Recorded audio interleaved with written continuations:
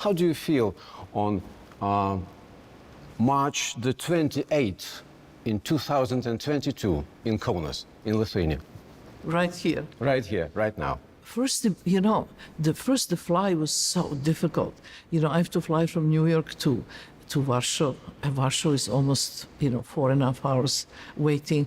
I missed the terminal. I went to the opposite direction, almost missed the fly. Finally got the fly to Vilnius. Vilnius fly was like a literally crashing fly landing because there was so much wind and the pilot could not land. We went first, almost landing, and then he changed his mind. He went up, again landing, changed his mind, went up, and after finally we kind of get down on the earth. So when I arrived, I was exhausted, falling asleep, and I didn't even look outside where I'm staying, the hotel, which is really the streets without cars. So next morning I wake up and what I'm seeing, the most peaceful place in the planet. I'm living in New York where is a visual pollution, there is a sound pollution, there is a consumption pollution, all kinds of pollution. Here there was only children and the dogs.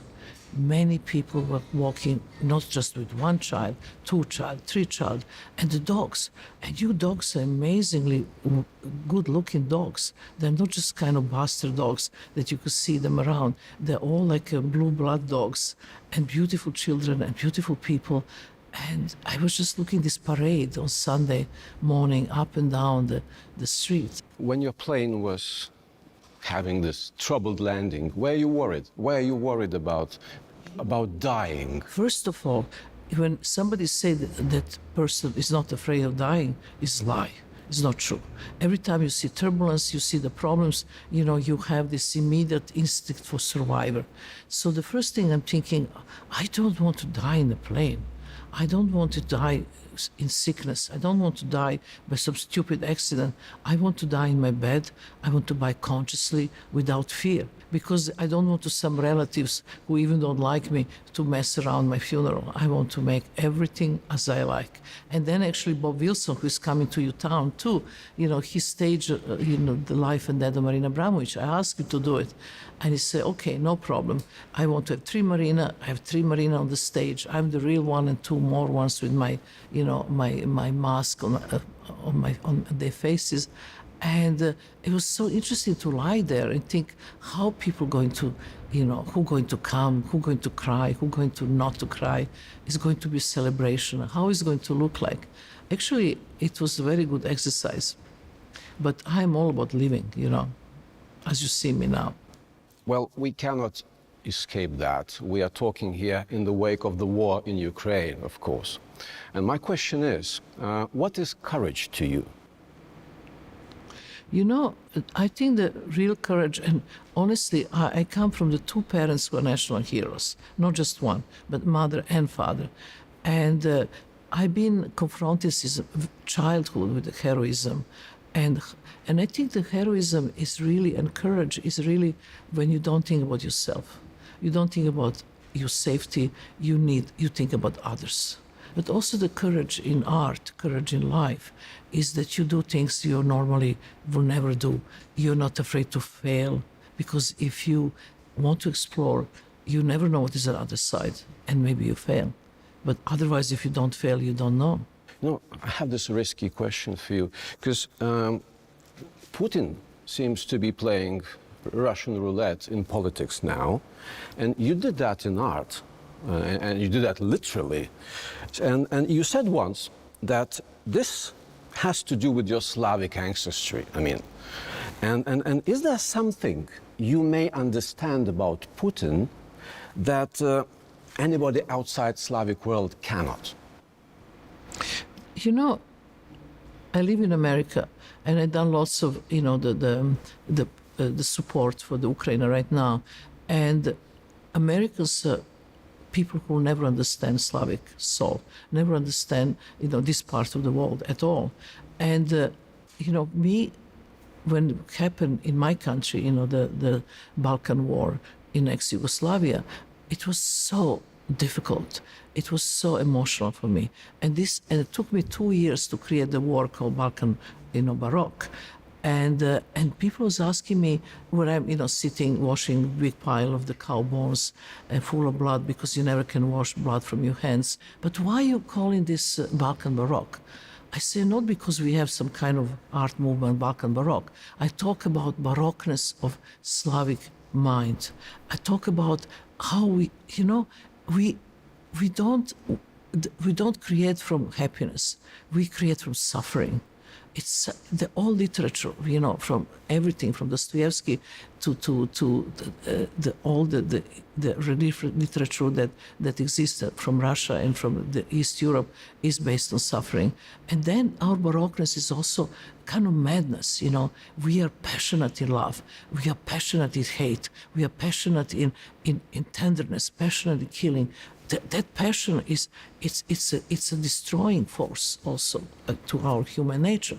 This is why I also talk about myself, like when they told me, what is my function as an artist, and I always think I feel like I'm on the bridge, and because literally the Balkan is on the bridge between Eastern and Western world, and in the bridge is always turbulence. There is always big winds blowing, and it's very difficult to be in one place. You pull constantly left and right. So that's what is happening in Ukraine. It's a Slavic. Putin will never give up because he could never lose.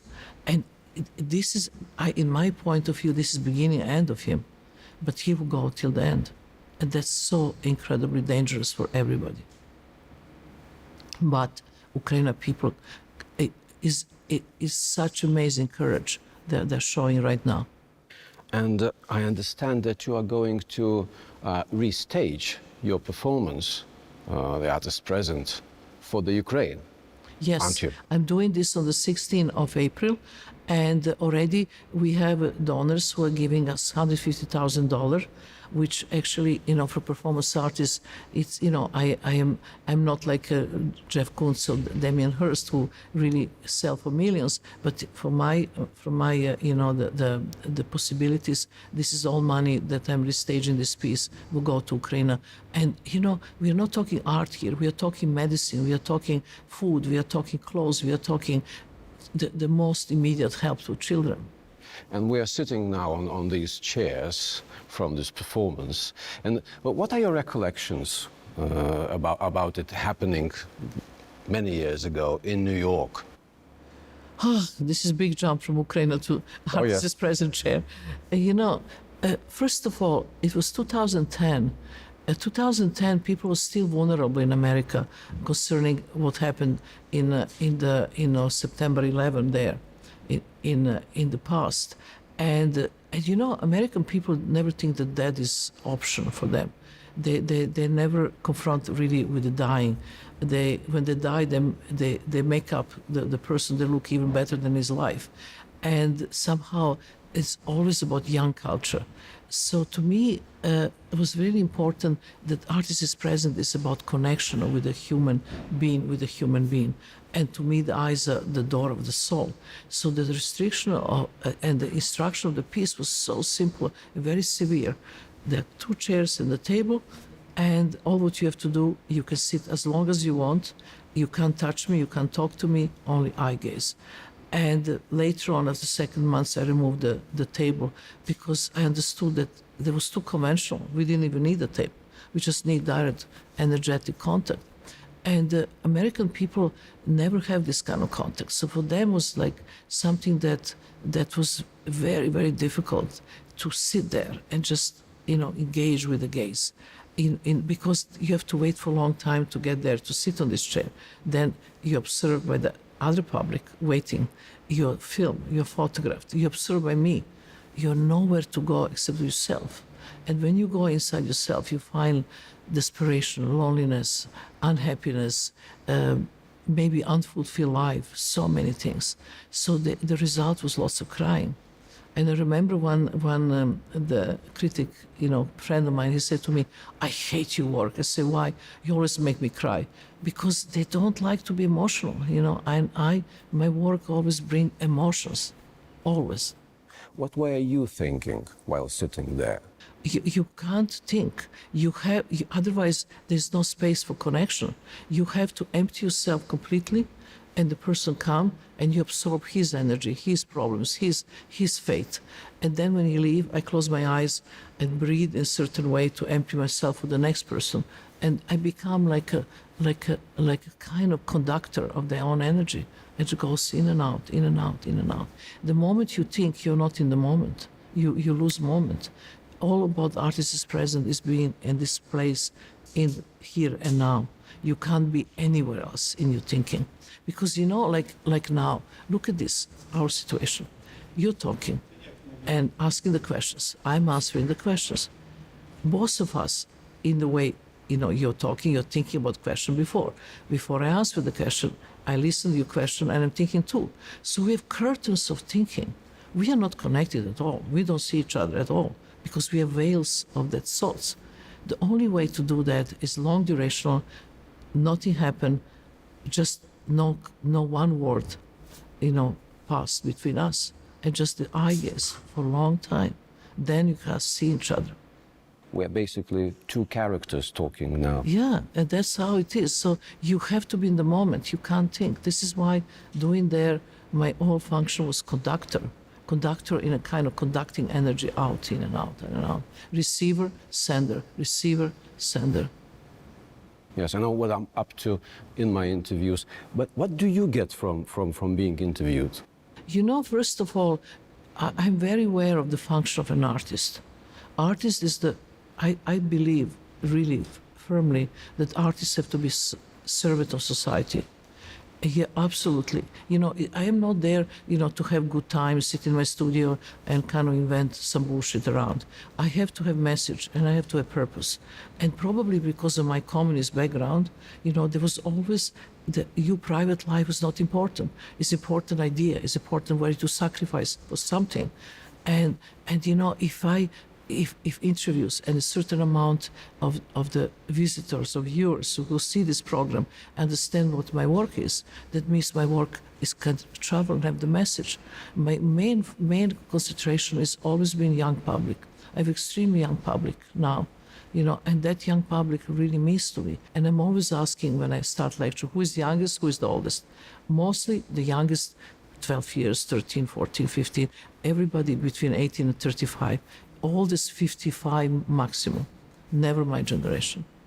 My generation tired. They kind of give up. I don't know why, but I don't. You don't? I don't.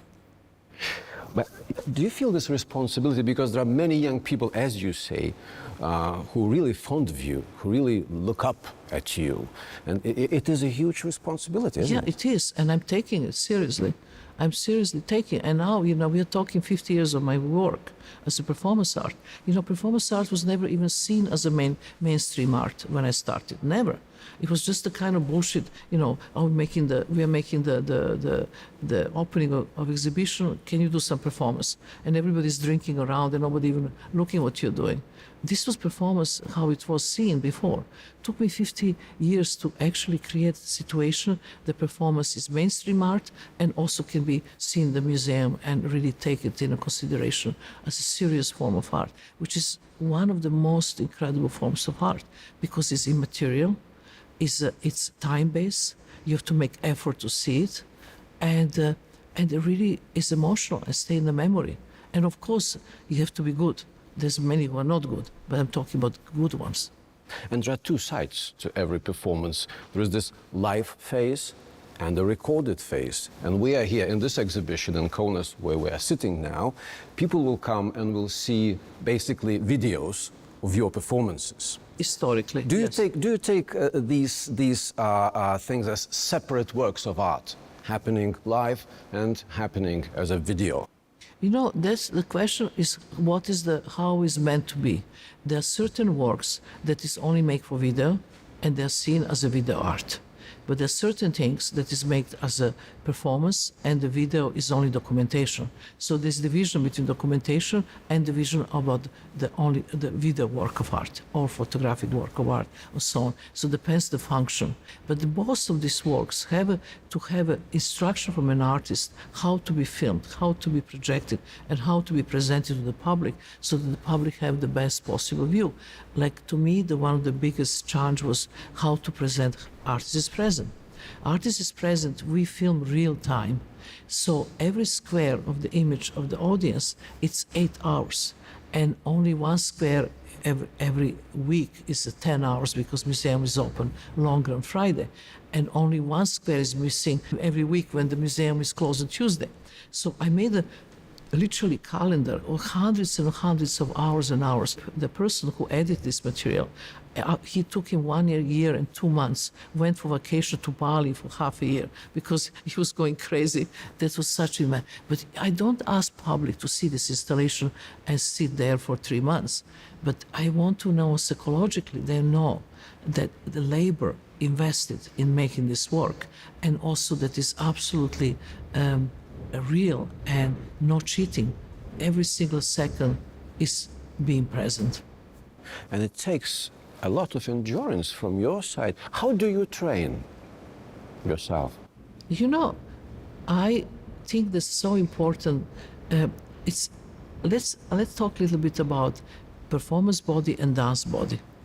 It's very interesting. Dancers, have trained 3, 4, 5 hours a day, and they have this perfect stamina.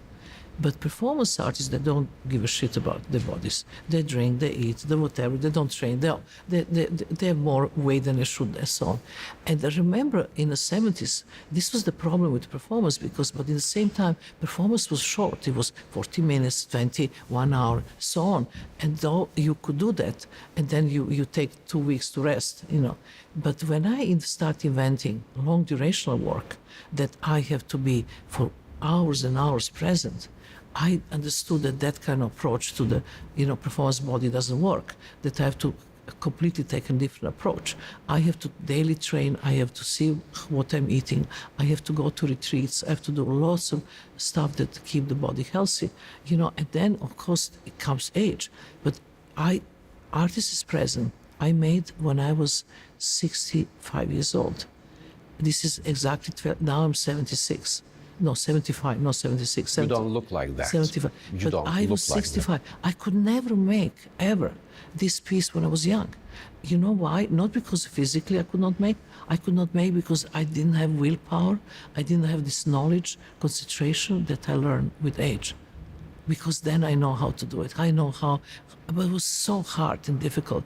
But I have wisdom to do it, which I could not do it when I was young. So it's very interesting how that works with the concentration, preparation, energy, everything. So you basically took the performance art seriously. You were the first to do it. Yeah. I put, because already early performance artists, 70s, they give up. They start doing architecture or painting. Everybody start painting back. But I never went back to any other media except really doing this because performance is transformative. The good performance not only that transform you as an artist, but it transform the public with you and create community. I mean, again, artist is present as a situation. I had 76 guards in the museum. There are guards who guard museum. They got so completely kind of, mesmerized by what I've been doing, that they went home in the weekend, changed the uniform, come back, and wait in the same line to sit with me, because they want to have this experience. This doesn't happen to normal artists. If performance transforms people, it's something special. So this is the essence of your method, because you have established Marina Abramovič Institute, right? First of all, this institute the idea of institute start when I stand from the chair in Artist is Present after 716 hours and 30 minutes sit there. I stand up and I understood very clear for me that now it's not me who have to perform anymore. It's the public who have to perform. And I understood that my duty is the public. And I wanted to create institute that I preserve the history of performance art, to have archive, from the past, the not international archive from the performance, but then also to concentrate on 3 things. To concentrate on the long duration of performance art, because I discovered long duration is the most important. So how to teach young artists to do long durational work, doing something called cleaning the house, which is like a kind of going to wilderness, not talking, not eating, doing very heavy exercise and so on. Then after this, and then creating situations in the museum so they can actually perform the long durational work and learn from it. The second one was to open the whole area of reperformance of historical work, which have been attacked from my generation, because I think the historical arts with the young generation artists can be reperformed, so that we have really also the experience of this work live and not just in the books. And the third one was to create something called Abramovič method, which is like for everybody, from politician to farmer to the teacher in the school to the student to the child. Something that simple exercises that you can get contact with yourself and your own being. And that exercises are, Abramovič method. Stanislavski made the method, Grotowski made the method. That's mine. It's not so much about art anymore, isn't it? People who take part in your workshops, and they last for 5 days, for instance, they are asked to refrain from eating or speaking, to bring body and mind to a quiet, calm state, as you say in your advert. So basically, this sounds to me like a quotation from some Indian meditation center, some, Satya Sai Baba or Osho. No, again, why is it different? Because I'm artist and not guru and not any kind of shaman, and I'm doing this in context of art. If you have the bread made by the great baker, it's still baker making bread. If you make the same bread by Joseph Beuys, this is Joseph Beuys' bread and it's art. Context makes the difference, totally. But for me, first of all, the Abramovič method is for people in order to get in contact with themselves. They can receive they can be more productive in their own work, but also see art in different way. They actually are conditioning people to see art in different way.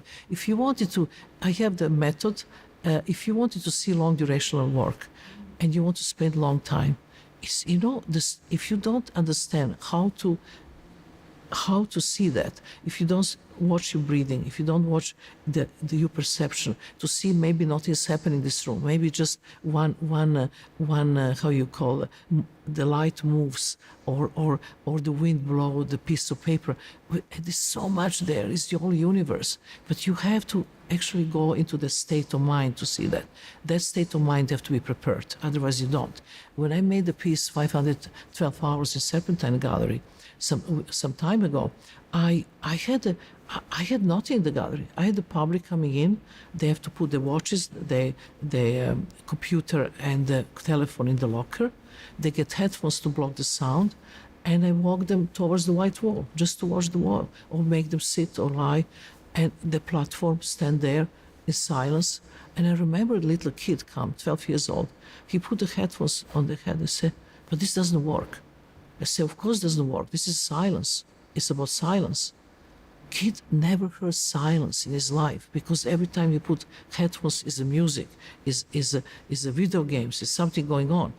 So he got so enthusiastic that he invited all his school next day to listen to silence. Then I had the people who coming every day. There was quite successful, this piece.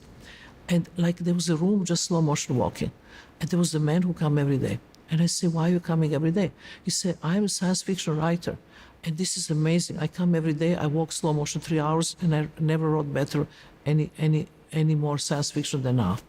I had the guy who was a farmer standing on the platform with the closed eyes for an hour. And I asked him, "What are you doing?" I said, "Farmer, since I come here, I have totally different approach to my trees and to my vegetables." And this helps in your own professions what to do. So method is for everybody, but at the same time, I'm artist and I'm doing art too. It's just expanding my function. You said once that there is a connection between your difficult childhood and creativity. Will you go as far as hurting your students in order to make them better? I've never hurt anybody. My students, I first of all, I will never give permission to reperform any of my work ever that actually make his life in kind of danger. That that's not possible. and they have to sign the paper.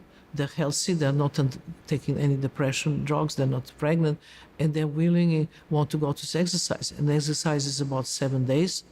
And in these 7 days, voluntary, they're not eating and not talking. And they're doing exercises they are difficult, but I'm doing them with them. And if I can do, they can do too. And then, they're much younger. How you explain that we are on the waiting list all the time? All the people who went once, they want to go back because they understand what this does to themselves. So this is the best example that works. And you say that you are not guru to them. Okay. Aren't you disappointed sometimes in young artists of today? That they are too lazy, too shallow maybe?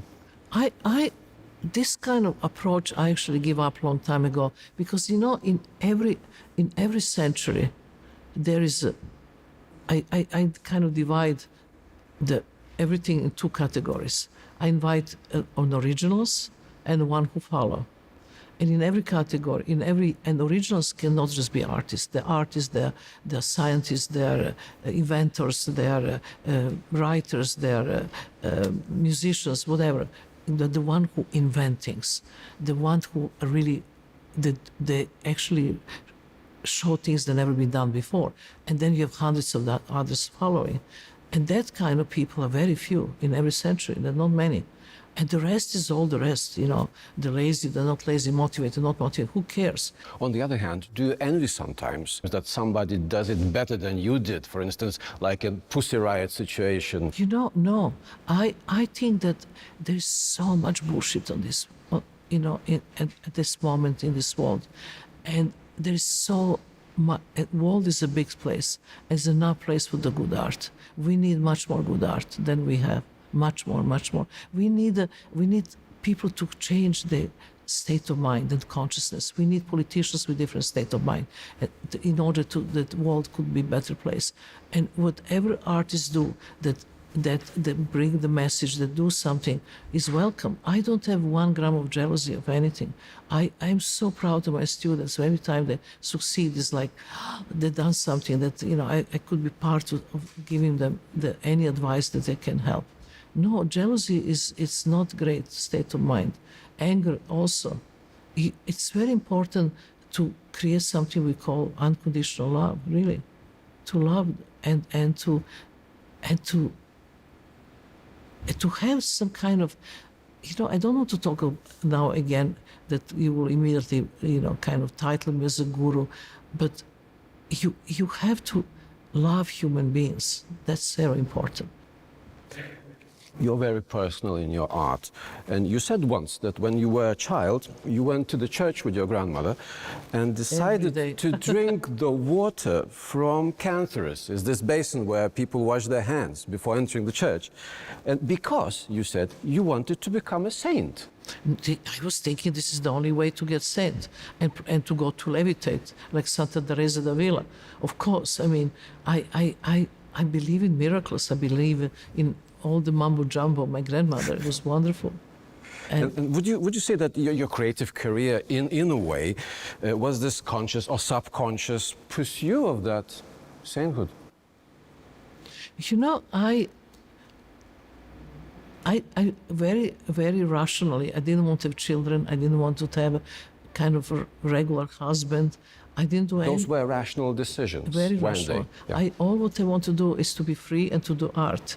And to really do what, that I can just take this planet as my studio. And I take, my bag and just like this moment, I pack and I go whatever, New Zealand if I need to. And no any kind of weight. People say, actually this is a Sufi statement, they say, the less is more. But my statement is let's have more and more of less and less. Much more, because we are so unfree. We are so stuck with the goods, with stuff, with the things, And I think the same pollution exists in consumption. Also, art pollution is a big deal too. Look at this. All what I've been doing, you just switch electricity and not existing anymore. In 2 seconds, electricity gone, work is gone. You know, nothing to carry in your grave, except ideas who stay forever, but they're immaterial. What is interesting for me in you, and I would quote Molière here, and he famously said that life is a tragedy for those who feel, and a comedy for those who think. And my question is there a place for comedy in your work? Because I can see it in your life, in your interviews, obviously, but in your work, is there a place for comedy? I have to say not enough. I really wish to have more laughter. And I'm thinking that my last part of my life, which is now, is going to be much more fun. Much more fun. I just made the recently image of the artist as a clown, me as a clown. I had so much fun to do with my old pajama and smashed colors on my face and something really, because just this image of the sad clown, and you look at it and you really laugh your head off. It was funny. But I think that in the real life, I'm pretty hilarious. I tell the jokes. I kind of, now is so everything politically correct. I can't even tell the jokes anymore. But I love life. I love living it, and I love every second of it. When we come to the work, always this message is so, you know. I published one book 2 years ago about my writings, and my writings start when, you know, my poetry 12, 14. When I read this poetry when I was 14, God, it's so heavy. I could not believe. It's like so heavy. It's so full of meaning. It's too much. I need to light all this stuff a little bit lighter. In future, you will see more fun of me, I promise, in the work. In your book, Walk Through Walls, you say that communism mixed with mysticism is in my DNA. Are those two still there? Yeah, absolutely. You know, I most of them. You know, I have this mix from my grandmother, mysticism and spirituality, and from the father, you know, the heroism, and from mother, the incredible order and organization. All of it, you know, is a big mix.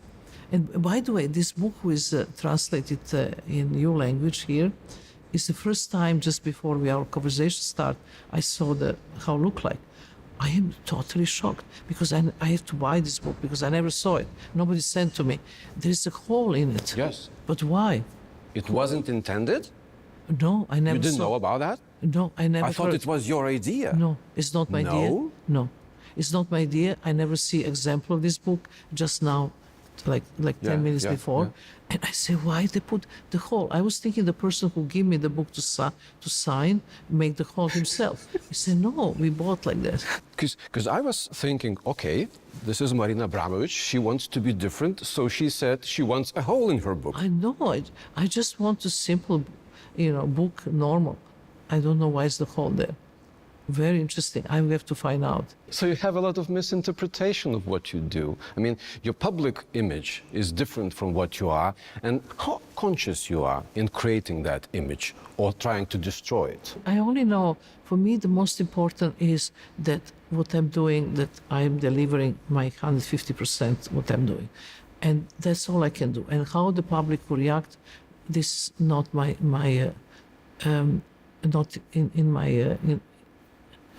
in my hands. It's up to them.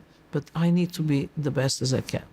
You live in the West for some time now, but you still retained your Serbian accent. How Serbian are you inside still? You know, I'm not Serbian, I'm a Yugoslav. It's a big difference. Because, you know, when I left the Tito's life, and my country was Yugoslavia, not Serbia, not Montenegro, not Croatia. Not my mother and father was born in Montenegro. They came after the war in Serbia. I was born there. I studied in Zagreb. I done big shows in Slovenia, Macedonia. I always see the country was Yugoslavia. And then when I left, Tito died, and now the country stopped existing. Now it's 6 countries. But the idea of Yugoslavia, if you think that Tito was the one who invented non-alignment countries, which was such an important concept in the time. You don't belong to Russia, don't belong to America. All the countries that he put together from India, you know, and African countries, and all of these people who didn't belong to any of the blocks. How healthy and good idea was at that time, if you think about it. And I remember the dying of Tito. It was funeral 4 hours, which I look in Amsterdam because I was already there. And I remember crying from beginning to the end, but not just me, all nationals crying, because they was knew that everything is going to change. Because he put all these people together, and function. It was functioning. Nobody was hungry. Nobody was, killing each other. Nobody was in a hell like now. So to me, I am Yugoslav. But in your opinion, despite what happened in Russia, in China, in, Latin America, Korea, communist and Marxist ideas are still very much alive in the West. Why? I'm living in America now, and one thing is so interesting to say a few things, that everything the Americans do, they do in name of democracy. This democracy is completely fake and non-existence, because when I was in ex-Yugoslavia, if you make the political joke, you go 4 years in prison. If you make against Tito, you go 6 years of prison. Rules are simple. So you follow me or you don't follow them. But there was no kind of perverse idea of democracy which Americans have. I mean, Americans, they make such a mess in so many countries, in the name of democracy. But they're not terribly different than the rest of the world at all. If you look the history and what they've done. So I'm very kind of, I don't have American passport. I only have Dutch, Holland passport, from Holland. And I have green card to work. And one of the reasons why I like to be in America, because I think it's very important to go to places where art is needed, to raise consciousness. That was pretty good place to raise consciousness, because I live in Holland for a while. Holland is sweet, democratic, everybody drive bicycle. I mean, even Van Gogh had to leave the Holland because it was too easy. No, he have to go to tough place. America is a tough place. I mean, you just don't pay one rent, you're homeless immediately. If you don't have security, health security, you can just die on the steps of hospital. The humanity is not the same. Like in Slavic countries, it's different. With the communism and everybody, people will not die on the street. And we are not racist. Tito took so much students from African countries in that time to study in our country. And America is deeply racist, always been. Never, this doesn't change. Obama was victory, but not victory, yes and not. And then if now the Trump and Hillary comes back, I think I'm going to leave. I will see what happens. If we get that far, if the Putin don't push the nuclear button. But you do not see yourself as a communist, don't you? I don't. I really not. I'm, from all the world I've been traveling, what I've been doing, to me, it's something that will be, if the consciousness of human being will be developed, the ideal system to rule will be communist-Buddhist mix. But it's not possible. Look what they've done in Cambodia. I mean, they just kill all the Buddhist monks. But if the conscious, communism conscious be developed as a human being, and some ideas of Tibetan Buddhism, that is a combination that really our humanity could be in progress. And I think the only way to change yourself, to change anything, is to change yourself. That's the only way. But changing yourself, you change thousands. Simple. And I think that Gandhi was one of the greatest politicians of all. He made revolution with not dropping one drop of blood, ever. Because you are so personal in your work, always. And during the pandemic, we had to wear masks. Was it depressing for you, this situation? No. I worked so much during the pandemic. I have to say, fortunately for artists, it's ideal time, because he needs solitude. I read more books than I ever did. I made the work. I made entire opera. the 7 Deaths of Maria Callas during a pandemic in Germany. I made a big for Sky Art television show that gave me 6 hours of program on that I can edit it as I want on the future, past, present performance art, which I did. I don't know, it's incredibly creative. And then also I went to the nature, countryside, which you don't wear mask. And I just bought enough, and I grow vegetables. and I really kind of didn't be much in the cities at that time. You've mentioned that you were reading a lot. What do you read? I really like reading I like reading things like recently I'm very interested in ants and spiders and the nature and animals. Why? Because by learning about nature, you can so much learn about human behavior, and to also understand, how things works. Because I think that the human being is like the replica of macrocosmic in microcosmic state. So by understanding the nature, you start more understanding yourself. And my whole idea is, scientific books. I like this kind of stuff about neurology and all of this that can help me develop my own work. That's what I read. Not much novels. I didn't read. I like actually occasionally to read Murakami. I like Murakami. Really? Yeah, I do, because he's kind of he put a little bit of mysticism on the top of a very realistic way of writing. I done in the time of pandemic. I was in Oxford in a research program. There is a place called Peter Rivers Museum, which is one of the most archaeological museums they can imagine.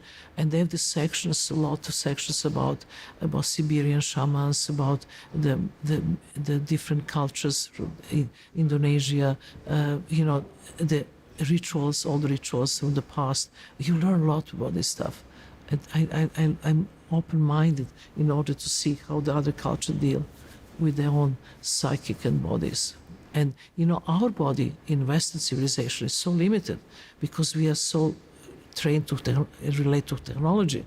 But these people can push the body limits to the degrees that we can't even dream, And I'm always interested in how to push my body to these limits, I mean, it's not easy, but I just want to give you an example of concentration of young artists who came in Greece. We was doing very big show in our institute in Greece, and she came with this idea with a long duration of work. We are talking 8 hours, 2 months. But 8 hours. The museum is open from 10 to 6, so it's 8 hours. So she started exactly when the museum opened and finished when the museum closed, and the next day again and again. And she proposed the idea, and I was thinking, this is insane. I don't think she can do it. And the idea was seconds, yeah. And counting seconds. Yeah. And then everybody was counting seconds with her. But this is kind of thing that for that kind of stuff you need so much preparation. This is why my Abramovič method works, and this is why I also learn from other cultures how to prepare these people to do this kind of task, because mind is so tricky, mind tricks you, and how to generate willpower and overcome that you are a tricky mind. Aren't you sometimes afraid of losing your mind? Of course, like everybody, and afraid when in Vilnius plane is landing too. You're mentioning mysticism and shamanism a lot in our conversation today. And I thought that you use these things as some sort of spice, like a cook to spice up the food. No, you're totally right, because there are methods. These people have a very specific methods, and they repeat in the rituals hundreds of years and years, again and again. So the methods are absolutely working, and they are exact. So you don't mess with if you want to make something good and the meal have a certain recipe, you don't go around. You do exactly as they said. And this is what I do. You're totally right. And okay, then in your opinion, entrepreneurship, is it important for an artist to have this feature? Being a businessman. This is the great question for Damien Hirst. He's the genius. I will ask him, of course, I will do that. I am not. I hope to have friends who help me in this. In my institute, my office. I have the person who is the director of the institute, and I also have a director of my LSC. And most people really helping me to navigate this because I am not the good one. But Damien Hirst is the first artist who sold the work on auction, who opened his own gallery, who actually made enormous amount of money because he understood society, understood actually the perversity of the art as a commodity, and he really cashed on that. Yeah, but you do sometimes let your work or your name used in advertising, for instance. Yeah, but if I only done once, and this was the Nike, Adidas shoes. And Microsoft. No. Microsoft, we was making the Adidas shoes. Entire money went to for the benefit of non-profit of the institute, and the Microsoft actually, without my permission, put the glasses because I was doing the live problem, and they have to be immediately removed because of so many people was protesting for the theory of the. I don't know if you know about this, the conspiracy theory. Yes. There are many conspiracy theories around you.